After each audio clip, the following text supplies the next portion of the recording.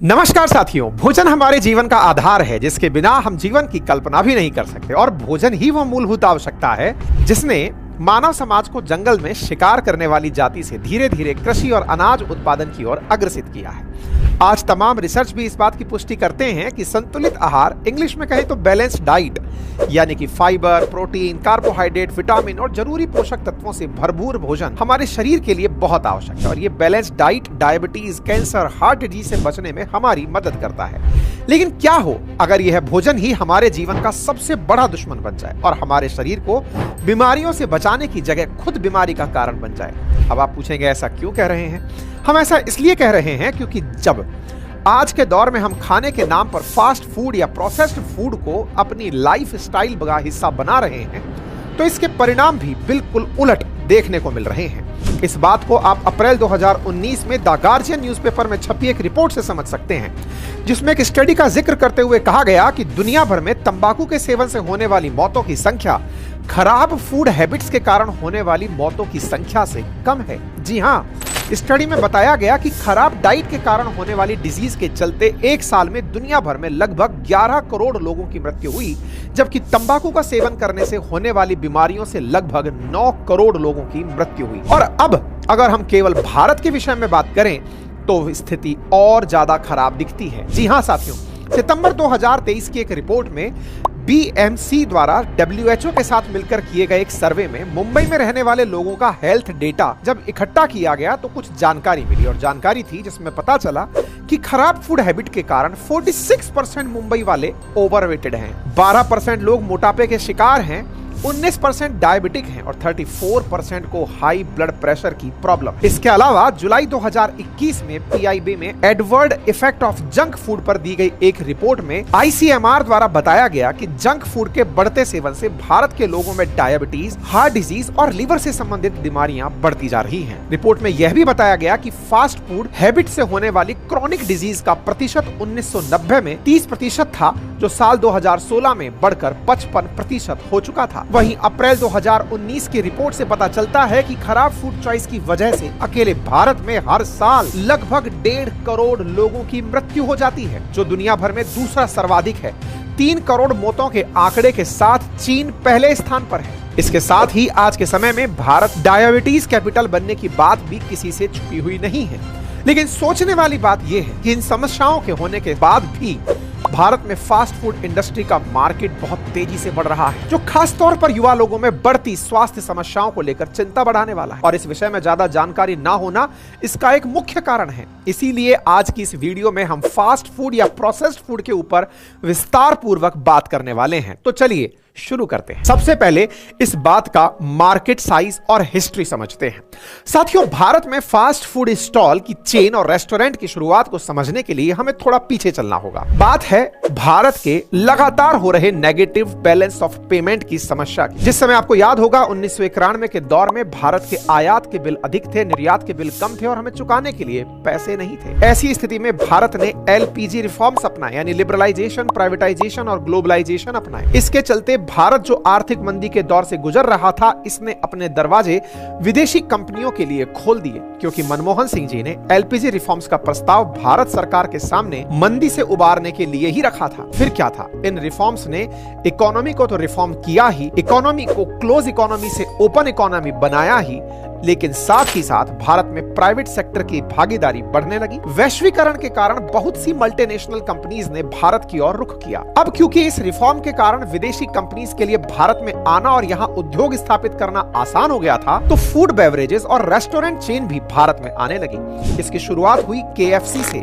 1995 में बेंगलोर में KFC का पहला फास्ट फूड ब्रांच खुला। KFC भारत में पहली विदेशी फास्ट फूड चेन कंपनी थी जो भारत में आई। इसके साथ साथ ही अगले साल 1996 में जनवरी में आता है डोमिनोज, जून में पिज्जा हट और अक्टूबर में मैकडी यानी मैकडोनाल्ड भी दिल्ली और बेंगलोर में अपनी पहली ब्रांच ओपन करते हैं। आज ये चारों फास्ट फूड चेन भारत में सबसे ज्यादा मार्केट शेयर होल्डर्स हैं। साल 2022 की एक रिपोर्ट के अनुसार डोमिनोज के भारत में लगभग 1700 ब्रांचेस हैं। वहीं मार्च 2023 तक मैकडी के 256 आउटलेट थे भारत में और वो अभी 56 शहरों में मौजूद थे, जबकि केएफसी के 819 और पिज्जा हट के 413 ब्रांचेस पूरे भारत में मौजूद। वहीं अगर इसके बाकी सारे फास्ट फूड चेन्स के ब्रांड्स के नंबर को भी ऐड कर दिया जाए, जिसके भारत की ब्रांड भी शामिल हैं, तो भारत में मौजूद फास्ट फूड रेस्टोरेंट्स की संख्या 93,000 के पास पहुंचती है। इनका यह नेटवर्क कितना तेजी से बढ़ रहा है, इसका अंदाजा आप इकोनॉमिक टाइम्स की इस रिपोर्ट से लगा सकते हैं, जिसमें बताया गया कि साल 2027 तक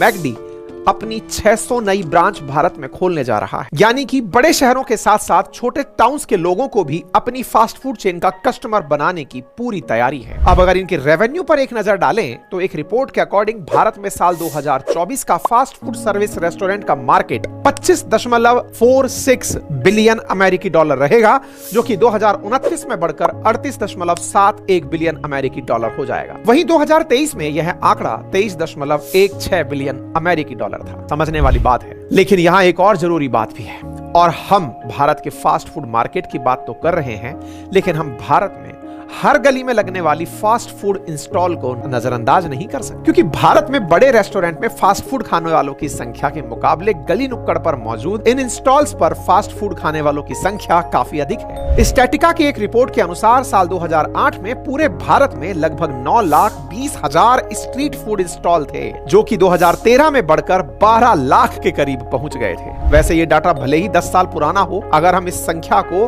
मल्टीपल्स में लें, कम से कम डबल भी अगर मान ले तो 25 लाख से ज्यादा स्टॉल हो सकते हैं, जहां बड़े बड़े fast food pizza, burger, Subway जैसे आइटम सर्व कर रहे हैं। वहीं छोटे छोटे फूड स्टॉल्स पर मोमोज, नूडल्स, टिक्की, गोलगप्पे जैसे फास्ट फूड आइटम्स बेचे जा रहे हैं। इसके अलावा तीसरी चीज जो इन फास्ट फूड आइटम्स को और भी आसानी से अवेलेबल बना देती है, वो है ऑनलाइन फूड डिलीवरी सर्विसेज। साथियों, टूल ऑफ मार्केटिंग के रूप में 2014-15 के बाद जब इंटरनेट यूजर्स की संख्या बढ़ी, तो भारी बढ़ोतरी के साथ मोबाइल फोन्स, स्मार्टफोन्स काफी ज्यादा पॉपुलर हुए। और इस बात को आप इकोनॉमिक टाइम्स की एक रिपोर्ट से अच्छे से समझ सकते हैं, जिसमें भारत में तेजी से बढ़ते ऑनलाइन फूड सर्विस मार्केट के बारे में बताया गया है। रिपोर्ट के अनुसार जहां साल 2016 में ऑनलाइन फूड सर्विसेज का मार्केट साइज केवल 0.2 बिलियन अमेरिकी डॉलर था, वो साल 2025 तक 12.8 बिलियन अमेरिकी डॉलर हो जाएगा। वहीं एक और दूसरी रिपोर्ट में दावा किया गया कि जो ऑनलाइन फूड सर्विस साल 2022 में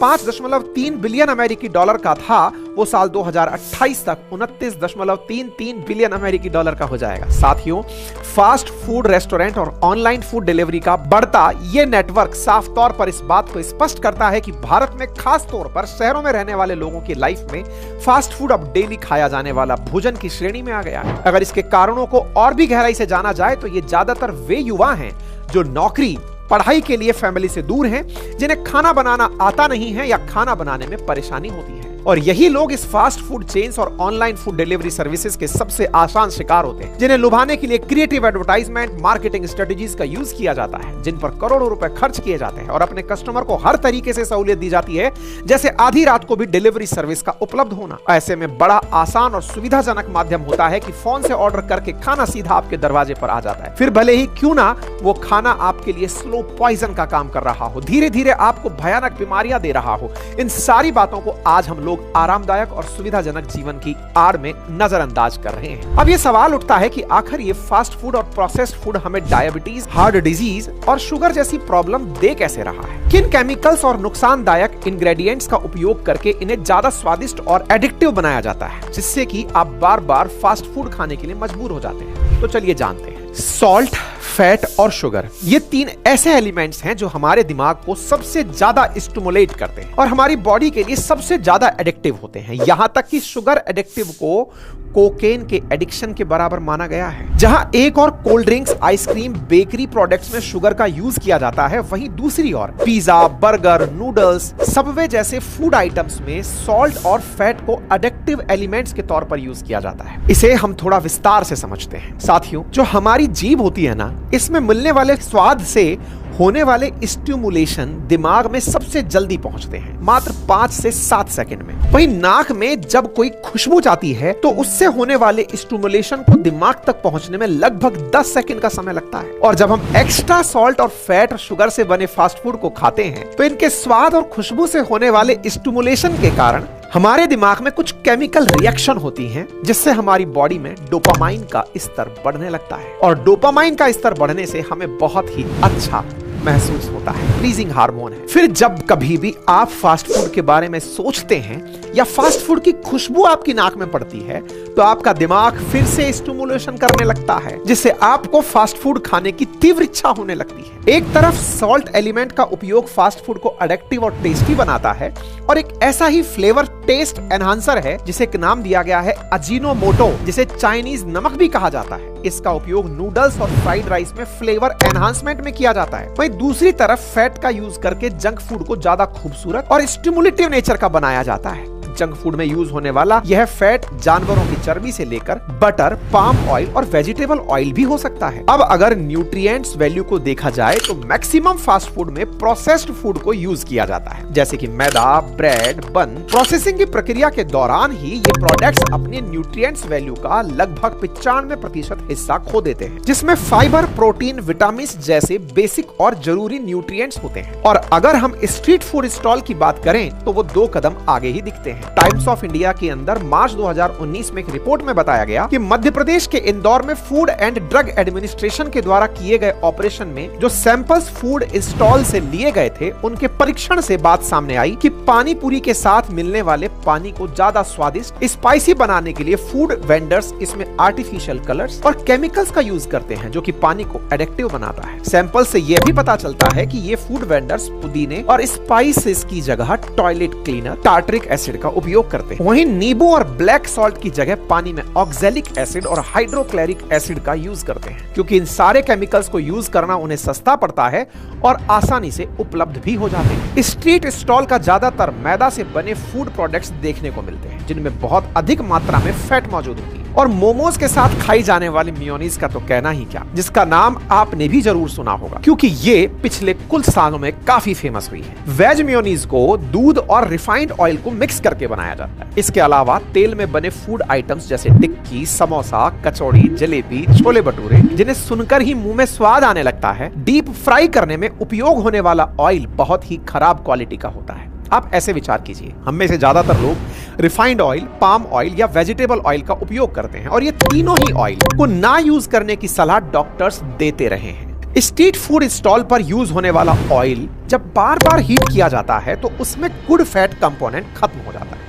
बैड फैट कंपोनेंट की मात्रा बढ़ जाती है, जिसे आप सैचुरेटेड फैट भी कहते हैं, और ये हमारे शरीर में खराब कोलेस्ट्रॉल का लेवल बढ़ाने लगता है। अब अगर हम इन सब एलिमेंट्स के कारण हमारे शरीर पर होने वाली प्रभाव की चर्चा करें तो जैसे कि हमने पहले कहा कि इन सारे फास्ट फूड आइटम्स को जानबूझकर एडिक्टिव नेचर का बनाया जाता है, जिससे कि आप बार बार फास्ट फूड खाने की इच्छा रखें, और जब फास्ट फूड आपकी डेली लाइफ का हिस्सा बन जाता है तो इसके नेगेटिव इंपैक्ट भी होना शुरू हो जाते हैं, जिससे सबसे पहला इंपैक्ट है मोटापा। ज्यादा फैट और मैदा से बने फूड आइटम्स कंज्यूम करने से हमारे शरीर में एक्स्ट्रा फैट बढ़ना शुरू हो जाता है, जिसके परिणाम स्वरूप बाकी बीमारियां जन्म लेती हैं, जैसे high blood pressure, liver disease और डायबिटीज, स्लो मेटाबॉलिज्म। साथियों, ज्यादातर लोग डायबिटीज को शुगर के उपयोग से कनेक्ट करते हैं, लेकिन ऐसा बिल्कुल नहीं है। होता यह है कि जब हम ज्यादा फैट कंज्यूम करते हैं तो धीरे धीरे हमारी बॉडी में मौजूद ब्लड वेसल्स पर एक परत के रूप में फैट जमा होने लगता है, और फिर जब हम शुगर कंज्यूम करते हैं तो वह शुगर हमारी बॉडी की कोशिकाओं तक पहुंचने के लिए ब्लड वेसल्स के माध्यम से जाते हुए ब्लड वेसल्स का जो फैट होता है उसके कारण वो हमारी बॉडी की कोशिकाओं तक नहीं पहुंच पाती, जिसका परिणाम ये होता है कि हमारे ब्लड में शुगर लेवल धीरे धीरे बढ़ने लगता है और बाद में डायबिटीज का रूप ले लेता है। लेकिन फास्ट फूड खाने से होने वाली परेशानियों में सिर्फ शारीरिक स्तर तक ही से सीमित नहीं रख सकते,